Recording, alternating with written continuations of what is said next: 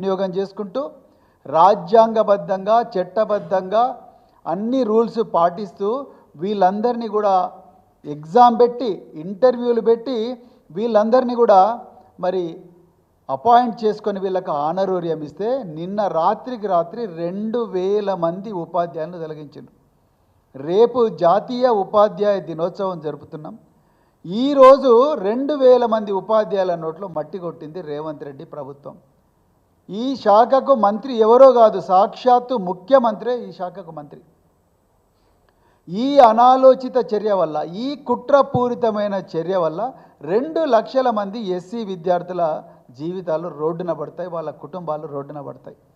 ఆనాడు కేసీఆర్ గారు ఎంతో దార్శనికతతోని ఇంకా ఎన్నాళ్ళీ అంటరానితనం, ఎన్నాళ్ళీ అణచివేత, ఎన్నాళ్ళీ వెనుకబాటుతనం, ఎన్ని రోజులని వీళ్ళు రోడ్ల మీద మరి ఈ విధంగా ఉద్యోగాలు లేక కాళ్ళకు మరి బలపం కట్టుకొని బారిపోయేదాకా, మరి చెప్పులు అరిగిపోయేదాకా ఏ విధంగా తిరుగుతూ ఉండాలి, ఎందుకు ఈ వివక్ష అని చెప్పి ఆనాడు డాక్టర్ బిఆర్ అంబేద్కర్ గారి 125వ జయంతి నాడు ఆనాడు తెలంగాణలో గురుకులాలను పెద్ద ఎత్తున కూడా పెంచి మరి ముఖ్యంగా డిగ్రీ కళాశాలలు పెట్టి 12వ తరగతి అయిపోయిన వెంటనే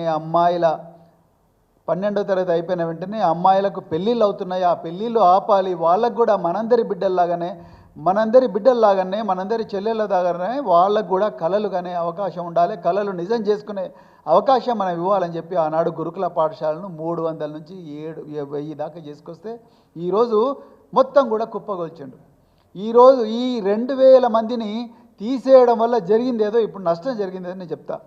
మొత్తం కూడా 38 ప్రతిభా పాఠశాలలు, వీటి కోసం స్పెషలైజ్డ్ ఎంట్రన్స్ పెట్టి రాష్ట్ర వ్యాప్తంగా ఎంట్రన్స్ పెట్టి అత్యంత ప్రతిభ ఉన్న ఎస్సీ విద్యార్థులను, బీసీ ఎస్టీ విద్యార్థులను వీళ్ళందరినీ కూడా సెలెక్ట్ చేసుకొని సెంటర్ ఆఫ్ ఎక్సలెన్స్లో పెట్టి వీళ్లకు మైక్రో షెడ్యూల్స్ తయారు చేసి వాళ్ళందరికీ చదువు చెప్పిస్తే అందులో నుంచి 1000 మంది డాక్టర్లు, ఇంజనీర్లు అయినరు.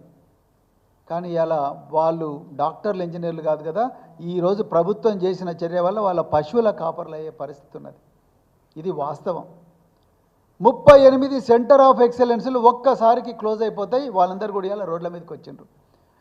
గౌలిదొడ్డి సోషల్ వెల్ఫేర్ స్కూల్ ఒకప్పుడు బందెల దొడ్డిలాగా ఉండేది. కేసీఆర్ గారు వచ్చిన తర్వాత గౌలిదొడ్డిని అంతర్జాతీయ ప్రమాణాలున్న పాఠశాలగా తయారు చేయాలని చెప్పేసి పెద్ద ఎత్తున కూడా దాని మీద ఇన్వెస్ట్ చేసి ఎయిర్ కండిషన్డ్ క్లాస్ రూములు పెట్టి బయట ఓపెన్ మార్కెట్లో అత్యంత అద్భుతంగా పాఠ్యాంశాలను బోధించే మరి ఈ పోటీ పరీక్షలకు విద్యార్థులను ప్రిపేర్ చేసే గొప్ప గొప్ప లెక్చరర్లను వాళ్ళని కాళ్ళబడి తీసుకొచ్చి మీరు ప్రభుత్వ పాఠశాలలో, వాళ్ళ రామన్న కూడా వాళ్ళని తీసుకొచ్చి ప్రభుత్వ పాఠశాలలో దీంట్లో చెప్పండి అని చెప్పి ఆపరేషన్ బ్లూ క్రిస్టల్ అని చెప్పేసి ఒక ప్రోగ్రామ్ను 2015లో స్టార్ట్ చేస్తే 1000 మంది డాక్టర్లు అయినారు గౌలిదొడ్డి నుంచి.